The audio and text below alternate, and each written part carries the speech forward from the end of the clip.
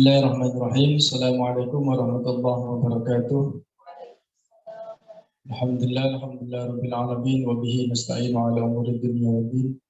Wassalatu wassalamu ala asyrafil anbiya'i wal mursalin sayyidina wa maulana Muhammadin wa ala alihi wa ashabihi ajmain, amma ba'du. Alhamdulillah kita bisa melanjutkan ngaji kita pada pagi hari ini. Insyaallah akan kita bahas bersama dua hadis. Ada dua hadis yang termaktub di dalam kitab Arba'in An-Nawawi. Yang pertama adalah hadis tentang memerangi kebatilan. Sudah saya kirim di grup itu, ya. Bunyinya adalah Bismillahirrahmanirrahim. Ani bani Umar radhiyallahu anhuma.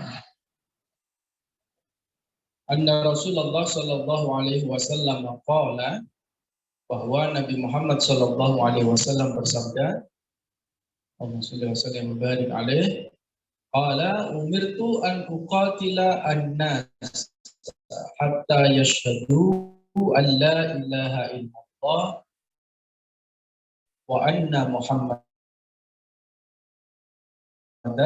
Rasulullah.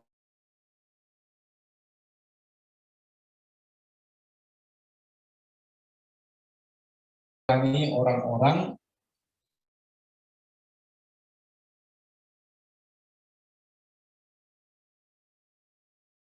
la ilaha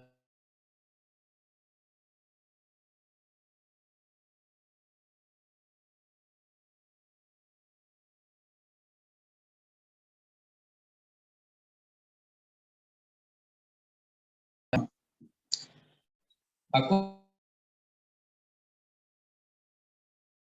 itu adalah Subhanahu wa ta'ala. Maka terkenal kan kisah yang sering disampaikan itu dulu pada masa zamannya cerita Israiliyat, ya, cerita-cerita yang dulu itu pada zamannya nabi-nabi terdahulu. Itu kan terkenal ada orang yang ahli ibadah, ahli sholat, ahli sujud. Ketika dia sedang bersujud, dilala ada orang yang melangkahi kepalanya. Wong sing gak gelem sholat itu melangkahi kepalanya. Nah, si ahli ibadah ini tersinggung. Kemudian dia langsung setelah sholat itu dia menyumpahi orang yang melangkahi sholat tadi, kamu akan masuk neraka. Allah tidak akan mengampuni dosa kamu. Nah, karena mensifati Allah secara salah dan mensifati Allah secara sepihak, Allah tidak terima. Dengan kata-kata Allah tidak akan, lan, kalau bahasa Arabnya itu lan, atau bahasa Inggrisnya itu never. Si ahli ibadah ini salah menilai sifatnya Allah, bahwa Allah ini tidak akan mengampuni dia tadi. Akhirnya Allah tidak terima, terus memberikan wahyu kepada Nabi yang pada masa itu. Nabi siapa? Karena sejak zamannya Nabi Adam sampai Nabi Isa, ya, itu kan banyak nabi yang diceritakan dan banyak nabi yang tidak diceritakan di dalam Al-Quran. Sedangkan Allah itu terpaut sekitar 300 sampai 400 Muhammad. Ini masa vakum yang paling lama. Tidak ada biasa, tidak ada risalah, tidak ada yang diutus menjadi nabi. Nah, tapi sebelumnya Nabi Isa ke atas, sebelumnya itu banyak sekali nabi-nabi. Nah, nabi yang tidak diketahui ini, ya, bukan nabi yang termaktub di dalam Al-Quran, itu mengatakan kepada ahli ibadah tadi, kamu jangan begitu, kamu salah mensifati Allah. Allah itu bukan yu'adzib saja, bukan mengadab saja, tapi juga wayaghfir. Tapi juga apa? Wayaghfir. Nah, kan tidak mungkin Allah itu selamanya menyiksa seseorang. Allah juga kadang menunjukkan sifat ghafirnya atau ghafur. Allah itu maha yang banyak memberikan ampunan. Jadi tidak bisa kita menghukumi seseorang kalau dia sudah syahadat, itu tidak boleh. Makanya Khawarij itu, ya, atau Khawarij itu pokoknya yang suka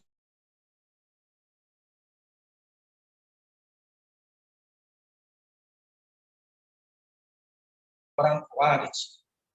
Bukan orang-orang kafir yang asli kafir, bukan, tapi orang Islam yang berfaham Khawarij. Khawarij itu apa? Dari kata kharaja, mengeluarkan wong sing wis mlebu Islam ditokno kabeh. Ini kan repot. Rasulullah itu mengislamkan orang non-muslim kafir menjadi Islam. Nah, Khawarij ini kerjaannya sing wis Islam ditokno, divonis menjadi kafir. Nah, ini cobaan yang paling berat. Oh ini syirik, kamu syirik dan sebagainya. Maka dalam sebuah hadis itu dikatakan orang-orang Khawarij itu adalah gila benar, anjing-anjingnya neraka. Rasulullah mengatakan seperti itu. Wong Islam tapi mlebu neraka dadi asune kiri neraka itu adalah dosa besar bagi orang Khawarij. Karena apa? Karena dia menuduh sesama saudara Muslim sebagai orang yang kafir. Ini sudah tidak masuk akal. Wis dituduh kafir terus kon sholat mana? Ayo sholat, baik duhur. Hah, gak sholat, apa? Kafir. Kan barusan kamu tuduh kamu, kafir kan gak sholat. Bingung kan dia akhirnya. Oh iya kan gitu. Kan sudah gak masuk akal. Nah, ini tidak boleh. Jadi bahaya itu. Barang siapa yang menuduh orang kafir atau musyrik, tapi dia tidak seperti itu, nanti akan dimintai pertanggungjawaban oleh Allah Subhanahu wa Ta'ala. Itu. Jadi kalau orang itu sudah mau bersyahadat, mau sholat, mau zakat, maka harus dijaga hartanya dan juga jiwanya. Tidak boleh. Barang siapa yang membunuh seorang muslim, maka bagaikan dia membunuh semua muslim. Barang siapa yang menghidupkan atau menyelamatkan satu nyawa muslim, maka seakan-akan dia menyelamatkan semua manusia. Ya, faka'annama ahyan nasa jami'a. Kemudian hadis yang kedua apa itu? Bismillahirrahmanirrahim. An Abi Malik Al-Harisi Ibnu Asim Al-Ash'ari radhiyallahu anhu qala Rasulullah sallallahu alaihi wasallam at-tahuru syatrul iman. Suci itu adalah separuh dari iman. Maka barang siapa yang kotor, barang siapa yang tidak bersih, tidak menjaga kebersihan, imannya tidak sempurna. Oleh karena itu Rasulullah itu selalu dalam keadaan bersih dan juga wangi. Wangi. Saya ingin membahas wanginya. Kenapa Rasulullah itu wangi? Begini. Allah itu memiliki malaikat khusus yang malaikat ini akan mendekat kepada seseorang ketika membaca Al-Quran dalam keadaan mulutnya wangi. Badannya wangi, mulutnya wangi. Contoh, hanya saya baca Al-Quran ya. Saya qul sufaha minan nasi ma wallahum an juz 2. Bacanya pelan-pelan, tartil, enak, plus saya sudah sikat gigi wangi, ya toh. Itu malaikat itu akan semakin dekat sampai di hadapan kita itu mengikuti bacaan apa yang kita baca itu malaikat itu. Nah, Rasulullah itu mengharamkan bagi beliau, bagi dirinya sendiri makan bawang, baik itu bawang putih, bawang merah. Mengharamkan bagi beliau. Tapi kalau kita tidak, Anda mau makan 1 kilo ya tidak apa-apa. Makan peti tidak apa-apa. Tapi kalau Rasulullah itu mengharamkan untuk dirinya sendiri, kalau kita tidak apa-apa. Kenapa? Karena Rasulullah itu selalu bercakap-cakap dengan malaikat Jibril. Sedangkan malaikat Jibril suka yang wangi. Bagaimana mungkin malaikat akan mendekat kalau mulut kita bau? Baik itu. Maka harus ini selalu, makanya siwakan itu sangat disunahkan sekali karena Rasulullah itu sewaktu-waktu didatangi oleh malaikat Jibril. Kata Rasulullah, saya mengharamkan bawang untuk saya, tapi kalau untuk umatku silahkan. Saya mewajibkan tahajud untuk saya, tapi kalau untuk umatku ya tidak wajib, sunnah muakkad gitu. Jadi ada hukum yang melekat kepada Rasulullah, ada hukum yang fleksibel bagi orang yang mau melaksanakannya.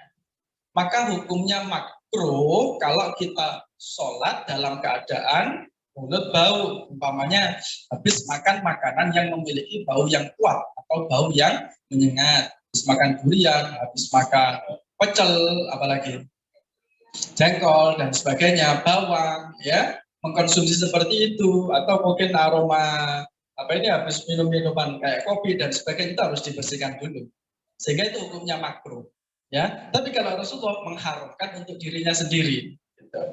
Jadi ada malaikat yang mengikuti bacaan kita, itu khusus. Nah, menjaga kebersihan itu penting sekali. Walhamdulillah, utawi lafaz alhamdulillah, ikut tamlaul mizani.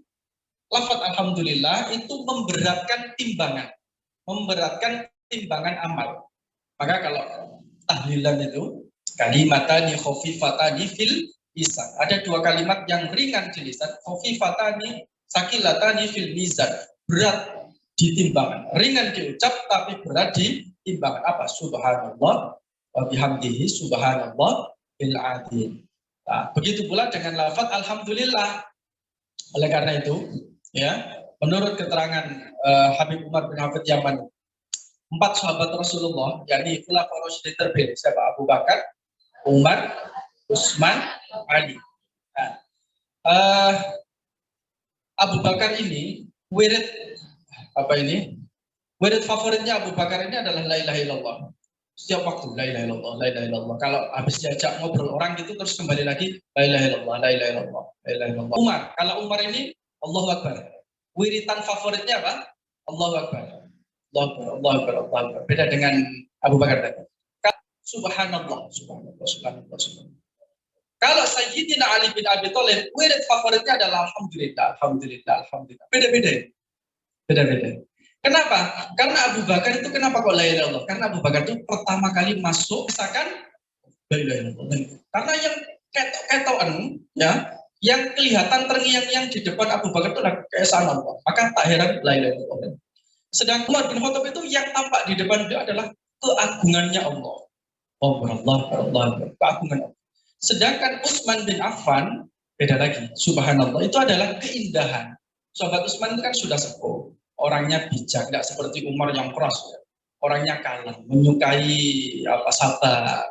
Maka yang tampak adalah keindahan. Subhanallah, masuk Allah, masuk. Subhanallah, ini wiritan.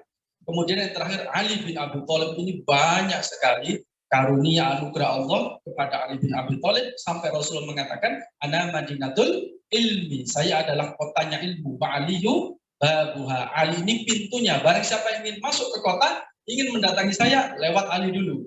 Faman aradal madinah fayatiha bibabiha, barang siapa yang ingin masuk ke dalam sebuah kota, datangi dulu pintunya. Maka banyak nikmat Ali bin Abi Thalib, selalu wiritannya alhamdulillah, alhamdulillah. 4 ini orang hebat. Siapa gurunya? Siapa yang ngajari? 1, siapa lagi bukan Nabi Muhammad Shallallahu Alaihi Wasallam. Dan ini terkumpul dalam 1 orang dari Nabi Muhammad Shallallahu Alaihi Wasallam. Maka semuanya, kita ini kan ya semuanya subhanallah, subhanallah. Maka habis sholat itu ya subhanallah 33 kali, alhamdulillah 33 kali, Allahu Akbar 33 kali, dan seterusnya sampai itu menjadi amalan wirid kita, dan itu nanti akan memenuhi timbangan amal kita di akhirat. Wa subhanallah utawi lafaz subhanallah walhamdulillah dan lafaz alhamdulillah tamla'u, itu bisa memberatkan, ngebot-ngeboti, au tamla'ani, lafaznya tamla'u atau tamla'ani pakai isim tasniyah, ma bainas sama'i wal ardi, ya sesuatu atau ya perkara antara langit dan bumi. Kalau mengucapkan subhanallah walhamdulillah itu bisa memenuhi antara langit dan bumi. Ya itu tadi bedanya. Jadi gini, ada ulama yang kelihatannya, ulama itu kan ada yang membanggakan dirinya dalam tanda petik positif. Ada ulama yang begini, saya itu tahu kapan Allah itu menyebut saya, katanya. Saya tahu kapan waktu-waktu Allah itu menyebut saya. Akhirnya ulama yang lain pada heran semuanya. Tuh, kok bisa? Kok Anda tahu kapan Allah menyebut Anda? Ya saya tahu ketika saya zikir kepada Allah, maka Allah disitulah mengingat saya.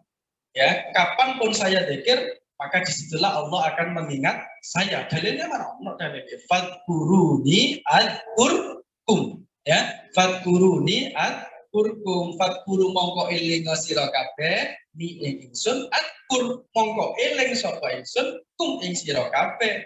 Jadi kalau sekarang kita ingat kepada Allah, Anda jalan Allah, Allah, Allah, Allah, itu Anda sedang diperhatikan oleh Allah. Tapi ketika kita lalai, alpa, lali, dan sebagainya, ya Allah tidak melihat kita. Maka tak heran orang yang senengannya wiritan hatinya terus tersambung dengan Allah, itu kekasihnya Allah. Karena selalu dipandang oleh Allah. Maka ketika berdoa mustajab, ya mandi dan sebagainya, tak heran karena ahli dzikir, ahli la ilaha illallah. Jadi masuk akal juga. Wassalatu utawi salat iku nurun cahaya. Salat itu nanti menjadi cahaya ketika di akhirat. Nanti ada yang dihitamkan wajahnya, nanti ada yang diputihkan wajahnya.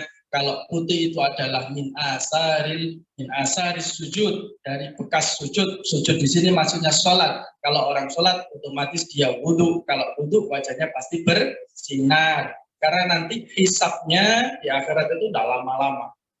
Menurut ulama itu kalau mengkalkulasi dari Nabi Adam sampai nanti akhir itu wong ning hisab itu berapa lama, itu tidak sampai setengah hari. Jadi anggap saja duha terus sak durunge dhuwur itu wis mari. Karena sekian miliar orang tidak terhitung itu sudah gampang.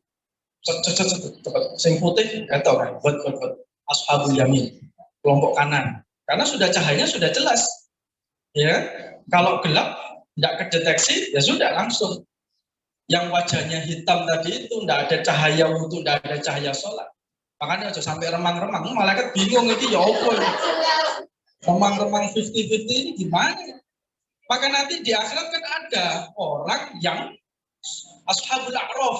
A'raf ini tempat yang tinggi dia. Bainal jannah wan nar, tidak masuk surga, tidak masuk neraka. Nanti ada orang yang ditimbang amalnya ternyata 50-50, ini ya apa ini?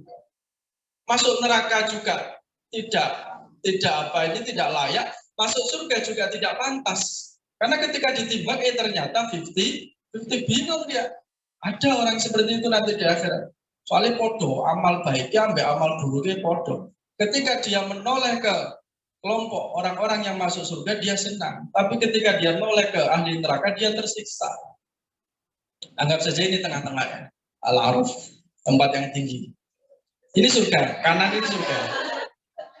Ini neraka. Apa? Ini neraka. Nah, ini loh, logikanya kan. Ini kan tempat tengah-tengah. Ini surga. Tapi surga sing tidak ambek jarak tengah-tengah itu surga sing level aja gitu. Soalnya untuk ide gitu loh, ambek batas jelas batas yang terakhir ini tadi. Neraka juga begitu. Ini neraka sing rodoan. Sing kono dhewe neraka sing paling ada itu sing paling berat. Begitu pula surga. Surga yang paling jauh itu yang paling tinggi derajatnya, yang paling maqamah mahmuda ya toh. Surga Firdaus itu para nabi, para aulia, para solihin ya, para masyayikh, orang-orang yang soleh. Itu sana itu. Wah, itu sudah levelnya tinggi. Nah, surga sing rada mepet-mepet sing rada ya, level-level bawah. Kan ada tergantung amalnya kan? Kan begitu ya toh?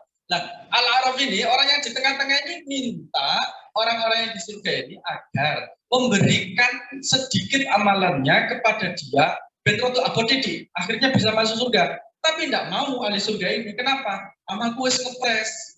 Engko nek mau jaluk tak kena awakmu, kok aku dadi minus mlebu neraka. Iya toh? Gak gelem soalnya surga sing pinggir-pinggir mang. Dia nggak mau. Ayolah kasihkan sedikit amalanmu, sholatmu atau apalah untuk saya, nggak mau dia. Begitu pula dia ketika melihat penduduk ahli neraka ini, kan ada yang beramal baik tapi akeh dosanya kan ngono. Itu diminta juga nggak mau amal baiknya. Aku wis ning neraka mau jaluk amal baikku. Ya apa tambah minus akeh, aku gak gelem. Tapi akhirnya ya ingat yang tadi saya sampaikan, Allah itu mempunyai sifat apa? Ghafur, sifat Rahman Rahim, atau kalau di akhirat itu Ar-Rahim ya.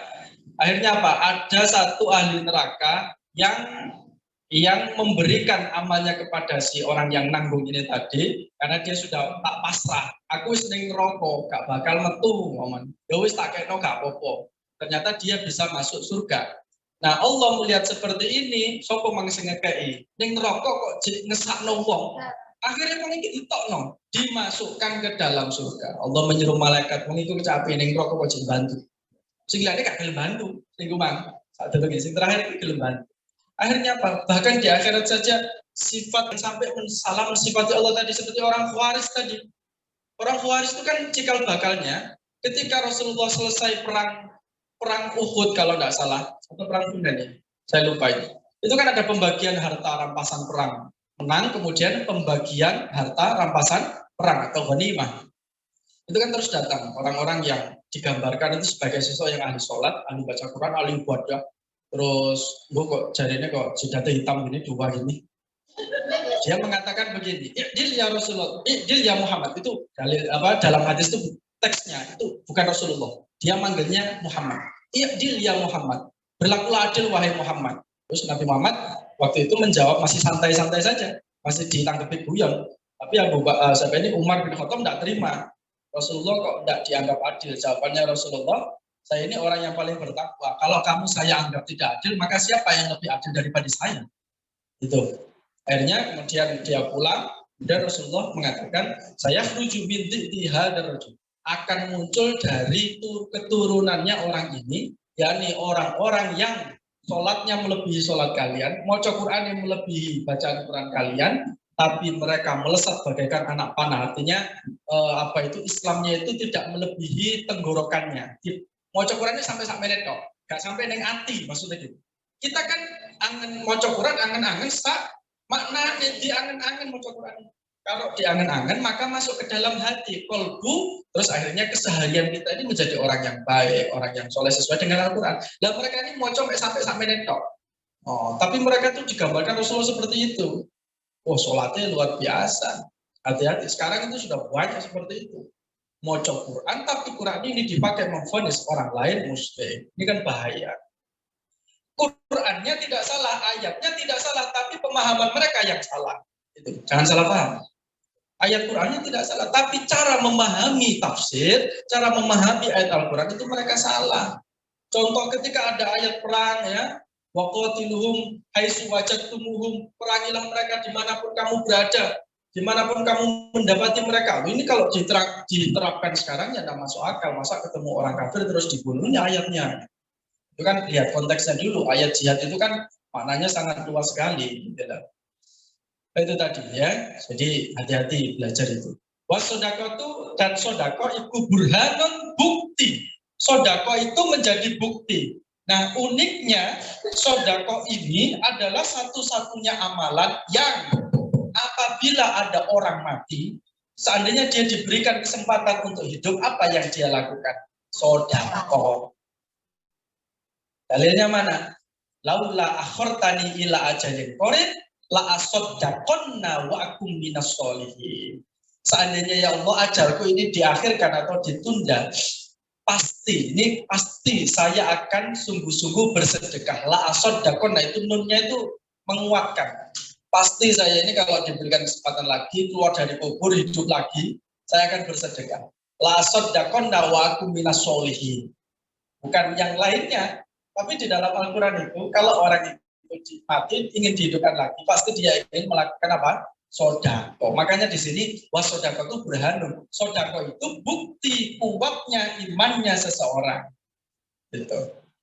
Ini uniknya Ali bin Abi Thalib. Sayyidina Ali itu sehari itu sedekah 2 kali. Sedekah yang pertama itu sembunyi-sembunyi, tidak ditampakkan. Sir namanya sir itu rahasia. Sodako yang kedua ditampakkan, artinya orang tahu. Nah, kenapa? Karena di dalam Al-Quran ada ya alladzina yunfikuna fis sarra'i wad dharra'i dan seterusnya, itu ayat yang lain mengatakan siang dan malam, kemudian orang yang bersedekah siang dan malam. Ini sama Sayyidina Ali dilakukan betul. Saya siangnya harus bersedekah, malamnya harus bersedekah. Di Al-Quran itu bersedekah secara sembunyi dan terang-terangan juga begitu. Nah itu hebatnya Sayyidina Ali bin Abi Thalib. Itu bukti. Anda kalau bukti kuat iman itu pasti sedekah. Rutin 1 bulan sekali ngasih ke yatim piatu seumpamanya. Anda setiap hari Jumat ada Jumat sedekah ya toh. Sekarang kan ngetren itu ya, sudah banyak itu. Jumat sedekah, naruh bungkusan nasi silakan diambil, itu sekarang banyak. Di Jogja itu ada di Tebuireng depan Indomaret. Jumat pagi itu. Anda kalau belum makan ke sana enggak apa-apa. Anda ngambil satu atau Anda menjadi donatur ya toh, memberikan sedekah. Pesan 20 nasi bungkus paruh di sana gitu, atau kasihkan tukang beca atau yang nyebrang dalan dan sebagainya. Itu bukti Anda itu bukan orang yang bakhil, bukan orang yang gegem dunia begitu loh. Maka di sini dikatakan burhan. Nah, kemudian wal Qur'anu hujjatun laka au alaika. Quran itu bisa menjadi hujjah, bisa menjadi dalil bagi kita, bermanfaat atau justru membahayakan kita. Quran itu bisa menjadi pelindung kita, pembela kita nanti di akhirat, atau justru mencelakakan kita. Maksudnya apa? Mencelakakan. Orang baca Quran tapi tidak mengamalkan isinya. Itu nanti Al-Quran akan nuntut. Gitu loh. Iki biar moco aku tapi gak ngamalno isine. Sholat juga begitu, sholat akan menuntut iki wong iki sholat, tapi tetap melakukan perbuatan yang keji dan mungkar. Kullun nasi yagdu, setiap orang itu akan pergi. Fabai'un nafsahu, apakah dia akan membeli dirinya? Famu'tikuha, apa? Au mubikuha, dia apa itu? Menggadaikan dirinya atau membebaskan dirinya. Jadi kita ini tergantung amalnya masing-masing. Setiap kita ini tergantung amalan kita masing-masing karena semuanya akan mati. Sebagaimana syair yang dikatakan oleh Qais, ya, ma balun nasi yadhabun wala yarji'un aradu fa'aqamu anturiku fanamu. Kenapa orang-orang itu tidur tidak kembali? Yuqassimu qussun ba'da dzalika wa huwa yaqul, itu ada syair yang terkenal itu. Jadi dulu ada ulama yang ada orang ahli syair itu mengatakan tentang kematian. Di manusia itu kalau sudah tertidur ya tidak akan bisa bangun lagi. Setiap orang itu pasti akan melewati masa-masa kehidupan di dunia. Maka oleh karena itu maksud dari hadis yang terakhir adalah manusia itu tergantung dirinya. Apakah dia menjadi orang yang selamat atau menjadi orang yang celaka, tergantung amalannya masing-masing. Itu tadi. Jadi pelajaran yang bisa kita ambil, ya poin-poinnya adalah diantaranya tadi menjaga kebersihan, kemudian mengucapkan kalimat-kalimat thayyibah, kalimat-kalimat yang positif kepada siapapun, kepada murid kita, kepada anak kita di rumah, ya. Itu tiup saja gun-gunannya itu, tiup saja gun-gunannya.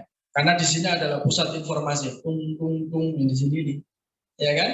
Kalau anak tidur itu bacakan Fatihah, terus bacakan syahadat, asyhadu alla, itu biar tauhidnya kuat.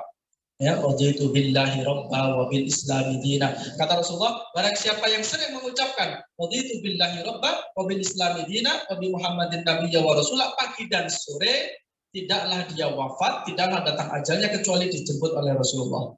Kecuali didatangi oleh Rasul, dituntun Nabi Rasulullah. Iku wong nek sregep istiqomah mengucapkan raditu billah, tapi jarang mengucapkan raditu billahi robba wa bil islami dina wa bi Muhammadin nabiyya wa, penuh keyakinan, penuh kemantapan hati, pagi dan siang sailing. Kailing ya bunyi gak apa-apa, sailing. Mbah-mbah biyen itu orang zaman dulu kalau dia tidak sempat melakukan kebaikan di pagi hari atau siang hari karena sibuk bekerja, malamnya ya tidak apa-apa daripada tidak sama sekali. Belum tidur ya loh, malam hari ada yang namanya wirid apa itu, wirid Fatimah, ya. Ada yang namanya wirid Fatimah dari Fatimah Zahra, biar kita ini diberikan kemudahan, tidak payah, tidak capek mengurusi rumah tangga. Terus sebelum tidur baca wirid-wirid tertentu itu diajarkan oleh Sayyidah Fatimah, ya. Kemudian bacakan ayat kursi, itu penting karena ayat kursi itu mulai dari awal sampai akhir itu murni membicarakan tentang Allah, tidak membicarakan yang lain, membicarakan sifat-sifatnya Allah. Allah la ilaha illa wal hayyul qayyum, itu kan sifat Allah, la ilaha illa, tidak ada Tuhan selain Dia. Wal hayyu, al hayyu maha hidup, al qayyum, dan yang berdiri. Al qayyum berdiri sendiri, itu kan sifatnya Allah. La ta'khudhuhu sinatun wala naumun. Allah tidak ngantuk, tidak tidur. Itu kan sifat Allah. Terus apa? La ta'khudhuhu sinatun wala lahu ma fis samawati wa ma, semua yang ada antara bumi langit ini milik Allah, itu sifat. Ya'lamu ma baina aydihim wa ma khalfahum, Allah yang mengetahui apa yang ada di depan dan apa yang di belakang. Wala ya'udhu khifdhuhuma wa huwal aliyyul azim, dan itu sifatnya Allah. Kemudian bacakan doa-doa yang lain, Rabbi habli sholihin, Rabbi la tadarni fardahu anta al-warisin, terus Rabbi ja'alni muqimah sholati, dan seterusnya. Dan terakhir, bacalah mu'awwidhatain. Mu'awwidhatain itu 2 ayat perlindungan. Qul a'udzu birabbil falaq, qul a'udzu birabbin nas, ditutup dengan al-ikhlas dan tiupkan di embun-embunannya. Itu nek sempat ya kepada anak kita, terutama yang masih kecil. Ya, terutama yang masih balita. Kenapa kakek-kakek dulu, mbah-mbah saya masih ingat, termasuk mbah saya itu juga. Mungkin panjenengan juga tahu kenapa anak dulu itu kok dikasih kalung terus ono tulisannya Arab Raja dan jimat. Karena anak kecil itu untuk melindungi anak kecil dengan ayat-ayat tadi itu. Anak kecil belum bisa membacakan ayat untuk dirinya sendiri, dapat tidak? Kalau Anda kan bisa membacakan untuk Anda sendiri. Wah, aku dodok mau alam masko. Kan Anda bisa membaca untuk anak kecil kan belum bisa. maka digawena iku mang gitu loh. Dan gak diganggu ya toh dan sebagainya, dan barokah. Itu ada dulu ulama-ulama dulu seperti itu bukan mitos, bukan apa, tapi memang orang-orang yang Ahlussunnah wal Jamaah itu para habaib sudah menerapkan seperti itu. Bandung. Nah, Anda membacakan barokahnya kena kepada anak, Anda juga dapat pahala karena sudah melantunkan ayat-ayat Al-Quran, kode-kode oleh pahalanya. Allah alam biswab. Rabbi fanfa'na bi barakatihim wa hdinal husna hurmatihim wa abidna fi dharifatihim wa mu'afatihim. مولاي صل وسلم دائما ابدا على حبيبك خير الخلق كلهم هو الحبيب الذي برد الشفاعه أعوذ من الأموال ومدح يا ربي بالمصطفى بلغ مقاصد واغفر لنا ما مضى وسع. اللهم صل على سيدنا محمد ودوائها وعافيته الأبد وشفائها ونور الأبصار وضيائها وعلى آله وصحبه وسلم على سيدنا محمد.